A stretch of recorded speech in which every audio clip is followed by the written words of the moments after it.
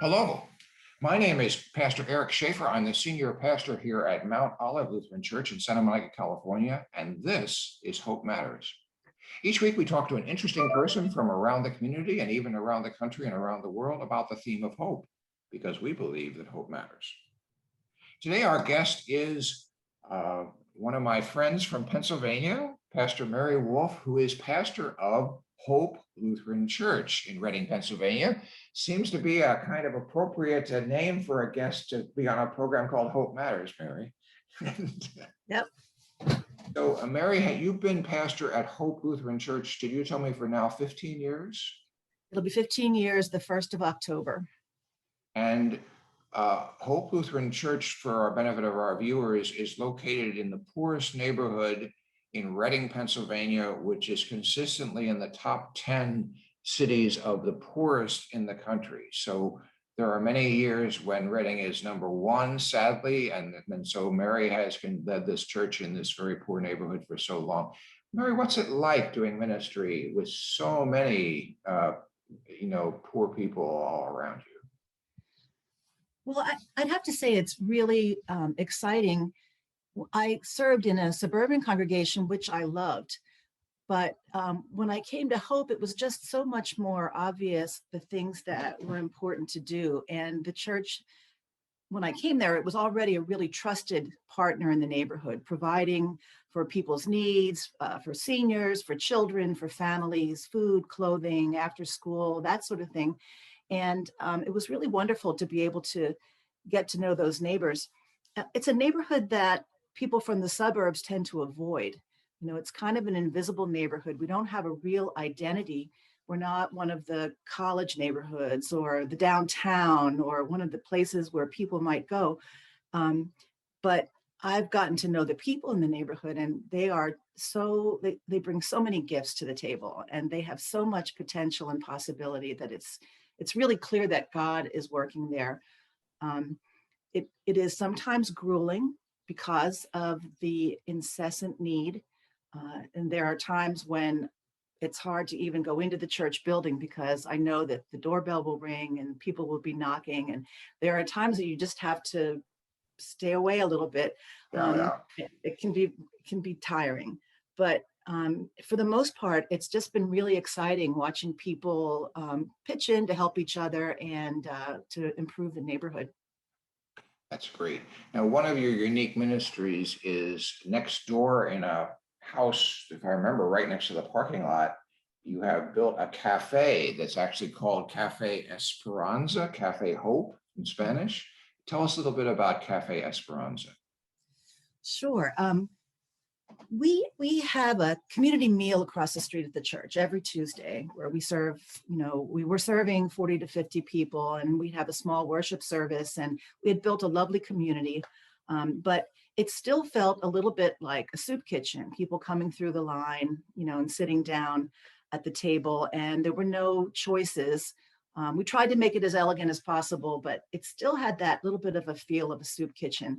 So we owned the end of the row home, kind of run down, adjacent to our parking lot, and we decided to start a pay-what-you-can model cafe, which means that a person, a client or a patron would come to the door and you'd greet them and explain that this is a pay-what-you-can cafe. You can pay what the meal would be worth in a restaurant.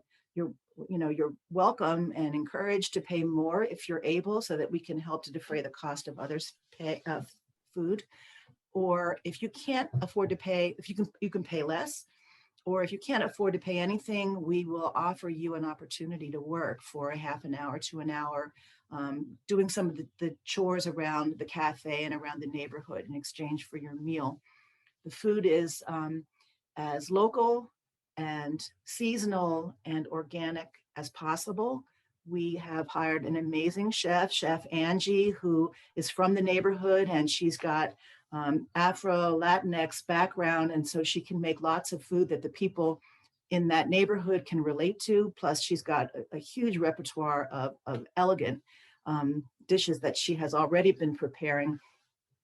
And between Angie and our executive director, Emily, they've been training local baristas. We're going to have really fabulous coffee drinks, locally roasted organic coffee from Four Monkeys Coffee in Kutztown. And there is no other such coffee shop anywhere near the neighborhood. So we're hoping that lots of people will stop in the mornings to get their morning lattes and take them along to the office for work. Also supporting the feeding ministries that'll happen, breakfast and lunch. We're going to begin with 4 days a week. So that's pretty much how the cafe works. One of the really cool functions or the cool features of the cafe is in our beautiful front room with a giant picture window. We have a community table which seats 8 people, and we will invite people that come in alone if they'd like. We won't force them. There are small tables in the next room, but if they'd like to sit at the community table, and we're hoping to bring people from all walks of life together to be able to have a conversation over a cup of coffee or a meal. So for instance, our state senator, Judy Schwank, who has really been supportive of us, is hoping to come in and maybe sit next to a young mother from down the street, or one of our friends who lives outdoors under the bridge down the street. So we're hoping to bring some unity in this really divided world through just the simple act of breaking bread together. That sounds wonderful. And of course, this cafe came out of a grant you received some years ago. We should talk a little bit about that. So for the benefit of our viewers, in 2012, Hope Lutheran Church was the site of the Christmas Eve program on CBS television nationally, replacing David Letterman for the night. More than almost 2 million people watched the program, and I was the producer of that program in my former role at Odyssey Networks, and obviously had something to do with bringing it to Reading. Many of you know that Reading is my hometown. I'm from a little community west of Reading, and my mom taught at Reading High for many years, and my mom was still alive and was there for the taping with the former mayor, who was one of her students. It's a small world, what can we say? So, and we had a ball doing that, didn't we, Mary? That was really wonderful. It was really, really an amazing experience. And what happened, for our viewers should know, is that Marble Collegiate Church in New York City, in addition to supporting the production, provided $50,000 for grants for local initiatives to help the poor in Reading. And we had a debut of the program at the community college was that a few weeks before, I think, and gave out these grants, and Hope got one of these grants to start this cafe. And, right. Wonderful seed money. I'd like to show off the logo of our cafe. If you can see it, it's a beautiful picture of a pagoda. Reading is unique in that we have a beautiful pagoda atop Mount Penn, which is lit every evening, and it's become sort of the icon of the city. So we had a local artist design our logo, and up through the middle of the pagoda, which symbolizes Reading, is a dandelion growing. And you can see the roots at the bottom of the logo that are going deep into the ground. The pagoda is a little broken, just like the city is a little bit crumbling, but this dandelion finds its way through, and first it's a bud, then a blossom, and then seeds of hope.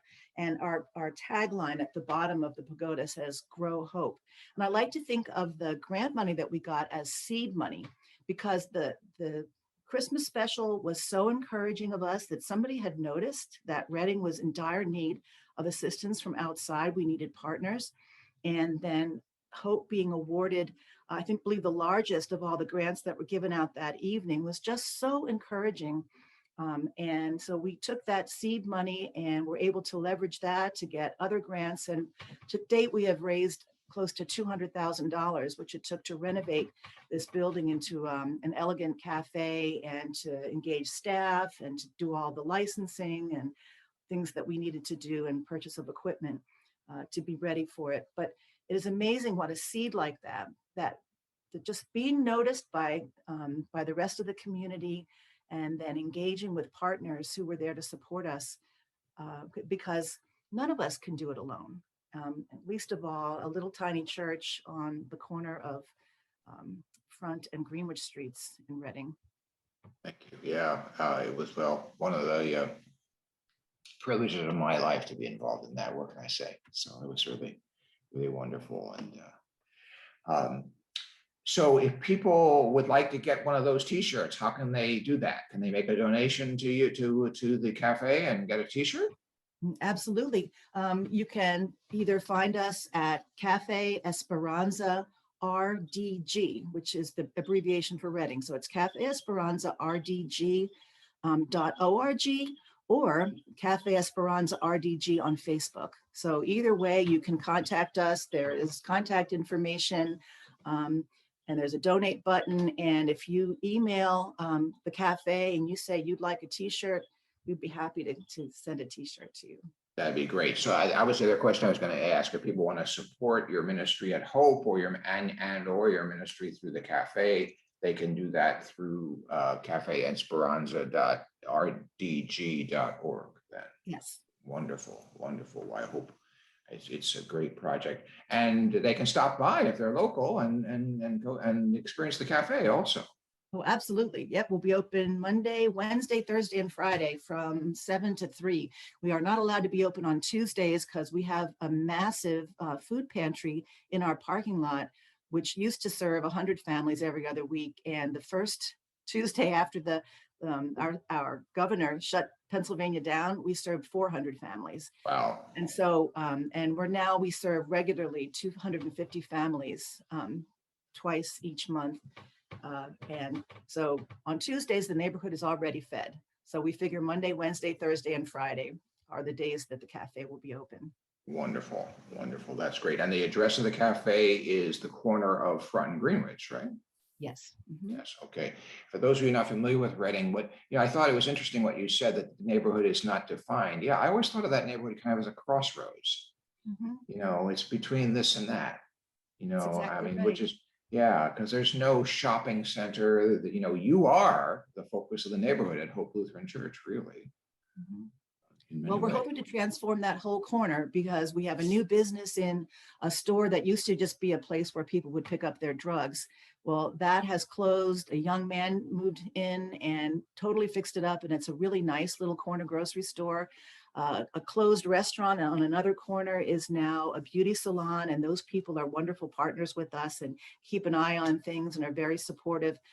We tore down some houses right down the street and are putting in a community garden and a green space in the middle for kids to play, and a pollinator garden out front with picnic tables and benches. And so we're hoping to be just the anchor, the church, the cafe, and the garden to be the anchor in that whole neighborhood.